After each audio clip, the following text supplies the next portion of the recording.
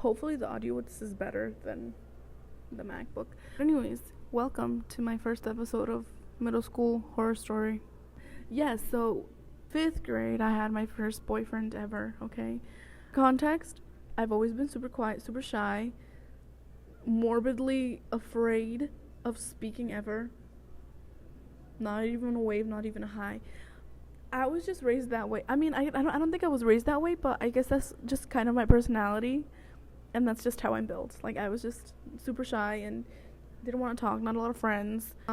Middle school, awkward age, okay? I went on a long tangent about middle school. I don't even know, but middle school is awkward. Puberty, learning how to be yourself, learning who you are, especially, like, trying to see, like, oh, I like this, and I'm comfortable to represent myself in this way, XYZ. You're learning about yourself, and then around this time, too, maybe you're getting your first cell phone. I had my first phone in middle school. It was a LG, I think. School's weird, okay? We're, 10, 11, right? Well, my first romantic endeavors began in middle school. Began in middle school. I had a Mexican boyfriend. There's an ongoing joke that, like, people are like, the most unfaithful men or unfaithful people you'll ever meet are XYZ, and they start naming, like, different countries. I am from El Salvador, and my first boyfriend was from Mexico. I have seen those memes, particularly about Mexicans, okay? How they're toxicos and all that fun stuff, okay? But I was too young to even know this, okay? I didn't know, wasn't even exposed to the idea, okay? Your first time experiencing, like, care and, like, attraction can be, like, really exciting, especially since you're so young. So, setting it up for you. I don't even remember when we started dating, like, when we were a thing. Ready? We were dating, and we would text, and all that fun stuff. That's all I can say. We had each other on Facebook. That was where we talked. Facebook was a really big thing back in 2011, 2010. You know what I mean? That was our way of communicating. So this was my man, so to speak. That's when the drama begins, okay? Jumping on to the next thing. In middle school, we were always seated by last name, okay? My last name is Funes, and the next girl on the roster, her name was I almost said her name. I'm not gonna say her name. I'm gonna say her last name, though. Her last name was Flores. I'm kind of embarrassed I almost said it. This is fashion jewelry, just letting you know. It's not like some big engagement ring. Like, it's not Selena Gomez's engagement ring, honey. Miss Flores over here and I are almost always sitting next to each other, because they go by the roster, like, you know what I'm saying, by last name. And she was one of the popular ones, I guess. Like, she was very confident with herself, and she knew everyone, had a lot of friendships within the grade, but she was always, like, nice to me. I actually let her borrow a sweater once that I just got at Aeropostale, and I let her borrow it because she was gonna go to the carnival that night, and then she never gave it back to me. And then my mom, she was even like, where's that new sweater I just got you? You probably gave it to someone, didn't you? My mom knew me so well, and to this day, I still think about that sweater. I think the other day I saw a sweater just like that, and I'd be like, how funny would it be if I got this sweater to kind of remember what I lost. Yes, she was my friend-ish. I mean, at the end of middle school, we were kind of friends. Obviously, you grow up, and then you're getting a little bit more confidence and, all that fun stuff. After sitting next to each other for 4 years or so, you get used to each other. Yeah. I remember her and I had, like, the biggest laughs during our English class, and she was just always cracking up, and she had, like, one of those fun, like, wheezy laughs, and she was great. To this day, like, I think I follow her on, like, maybe Twitter, maybe Instagram, I think. So apparently, her and I had the same man. And I remember one specific situation that I was in where my heart literally felt like it was gonna come out of my chest, okay? Not because I was upset. It was because I thought she was gonna beat me up, okay? So what was happening? I think we were in class, I don't know, and I was just sitting minding my business, and I didn't even know they were a thing, okay? And so she walks up to me, all serious, okay, and I was in 5th grade. Obviously, I was going to be scared. And she's like, who are you dating? Oh my god. Was I gonna lie? No. I don't think I could have. I told her who I was dating. And then she kind of she was like, what? Mm-hmm. And then so I don't know. I think the shock was just so crazy that I don't remember what I said after. And then she just like rolled her eyes and walked away and was upset. She goes back and like we were in the same row or whatever, and she sat down back in her seat. And then she was talking to this other guy, whatever. They were thinking it out. And my heart was just beating. I was like, oh my god, thank god she wasn't going to beat me up. I was so scared that she was actually going to beat me up. I think she was going to be capable of, but like she was definitely like one of those tougher girls that like stood up for what she believed in, okay? And I don't know, okay? I don't remember ever conversing with the boyfriend at the time of saying, oh, we're breaking up. I think it just happened. I honestly don't know. Whatever. But yeah, so I thought I was going to get beat up. And then after, I think me and him like broke up. And then you know what? His best friend came after me. Yeah. Yeah, so I think they stayed dating. Yeah, I'm pretty sure they stayed dating. I was a little embarrassed, but I was unbothered, you know, like went to school every day.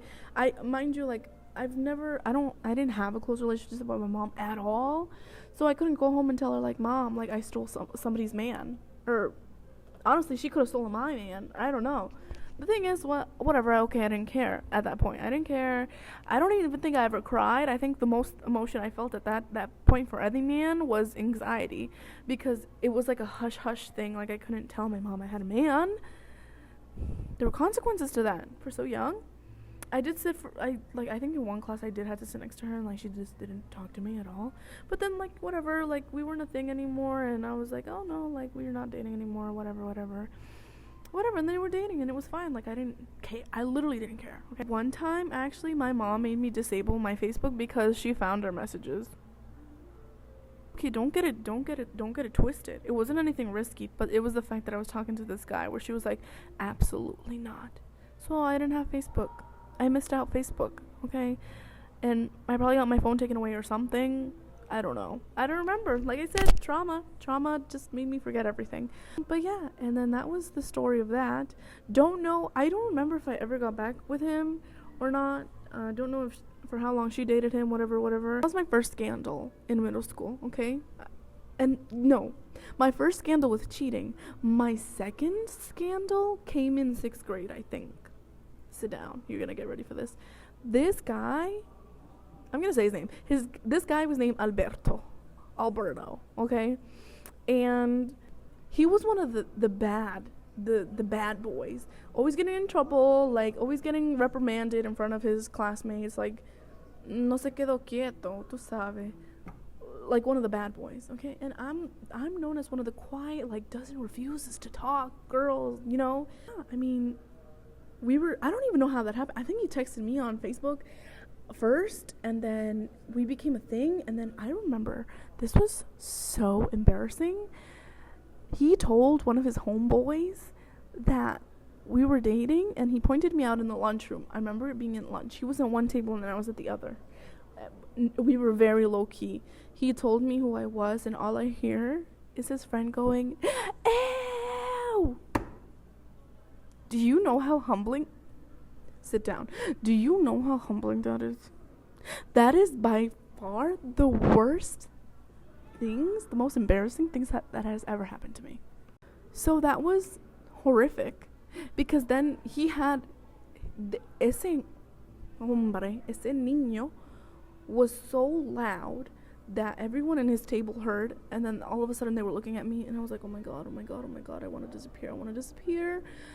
And whatever, it went on, and then people found out that we were dating, and they were like, oh my god, you guys are dating? Oh my god, but like that's so weird because he's so different and he's a bad guy and you're so quiet. And I was like, wow, this is like so cool, like risky. I was like more like, oh, he gets in trouble, you know? And we were still texting, whatever, and I was actually like, oh, this is cute. And we would talk on the phone constantly, and it was kind of nice actually. And I think I liked him better than like my first Mexican guy. I don't think he was Mexican. I think he was Central American. I don't know if he was from El Salvador. But yeah, and I actually really liked him. But then, but then I get a Facebook friend request from a girl that I don't even know. She texts me and she's like, "You bitch, I'm gonna fight you." Now this girl straight up said she was gonna fight me, so mind you, I'm shaking in my boots, looking at my LG screen, and then she was like, "You're dating Alberto? Da-da-da-da. He's my boyfriend. Da-da-da-da. I'm gonna fight you. Da-da-da-da." I'm shaking because I'm convinced this girl's gonna find me. She's gonna beat me up. But obviously, me being a sweetheart, I'm like, I can just imagine. I was like, "Hey, yeah, we're dating," but I didn't know. I'm sure I apologized. I'm 100% sure I apologized one way or another. And then, so she was like, and she was just like so adamant on like, "Oh, we're gonna fight. We're gonna fight." And you want to know what? We're friends on Instagram. We're friends on Facebook.